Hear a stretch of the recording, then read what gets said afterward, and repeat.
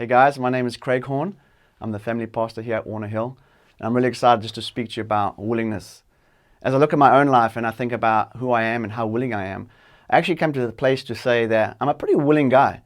And I asked myself a question, how did I get there? So I tracked back in my mind and started thinking to some of the things that I used to do. I love challenges. I remember one time a friend saying to me, how about you climb onto that roof and jump into the swimming pool? In that moment, I had to make a decision. Was I willing to jump off the roof? And what I decided before I get to the top of the roof, if I had decided that it was yes, I would have jumped no matter what. But if I was uncertain, probably when I got there, I would have questioned the jump. So early in life, I realized that if I am wanting to be willing, I have to make a decision or be prepared to do what is asked of me. As I looked in the Bible, I tried to find a couple of characters that were really willing. And actually, I found two that were an absolute nightmare. So I want to tell you about them. First one, Moses. Grew up in the palace with royalty, made a decision to kill someone out of anger, and then was caught and then ran. And while he was hiding, God came to him in a fiery bush and said, Moses, you're my man. And Moses said, basically, I'm unwilling to do what you've asked of me. He actually made up a story. Some say he even lied about his stuttering because he didn't want to do what God asked him to do. And after a series of events, he eventually did what he was called to, but he was unwilling, which saddened my heart. The second person, Jonah. Jonah, we know the story, was asked to go speak about God to other places, a town in particular that was really hard on people that love God, and he got scared. So instead of doing what he was supposed to do and being willing to do what he was called to do, he actually ran away from God. And we know the story. If you don't, I'll tell it to you. Thrown into a boat, taken in by a big fish and spat out onto the ground, and eventually did what God called him to, but his willingness was in question. So for you, I ask this question before we get into anything deeper. Is your willingness a default in you that when God asks you to do something, you do it?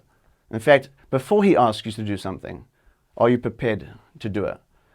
As I was looking through the scriptures, I found someone who is a great example of willingness, and his name is Jesus. And I asked myself, why was he so willing to do what the Father asked of him? To such a place that he gave you his life, the greatest sacrifice ever known to man. And as I started looking into this, I saw two things. He knew that he was loved. He knew that he was a treasure. He knew that he was valuable and had worth in the Father's eyes. And second of all, he knew he had a plan and purpose for his life. And because of those two things, he changed the world. He changed my life and he changed your life. So now you're saying to me, okay, Craig, I'm willing, I'm prepared to do what God asked me to do, but I'm a bit nervous. So I'm going to give you a solution. And it comes from my 9-year-old son. And if he can do it, I'm hoping you can too. I'm a family pastor and I meet a lot of different families at different times. And what I've engaged with my family to do is we do it together. So I would speak to the husband that may be in need, my wife to the other wife, and our kids would play.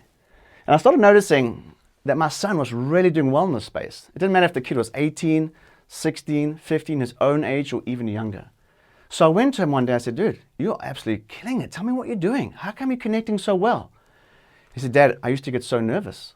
And I said, well, what were you nervous about? He's like, I knew I was here because God asked us to be here. We agreed as a family, but I didn't know how to make that first step.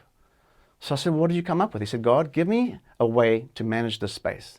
And God gave him this very simple thing. He says, Dad, when I arrive at the house, in my mind, I say 1, 2, 3, and I just start asking questions. And he said, after 2 or 3 minutes, the kids are cool, we're laughing and we're moving, and all the nervousness and fear is gone. Such a practical way for us to get through maybe if we aren't willing. My prayer again for you, and my question and my challenge is, are you willing to do the things that God has called you to? And if you're not, 1, 2, 3.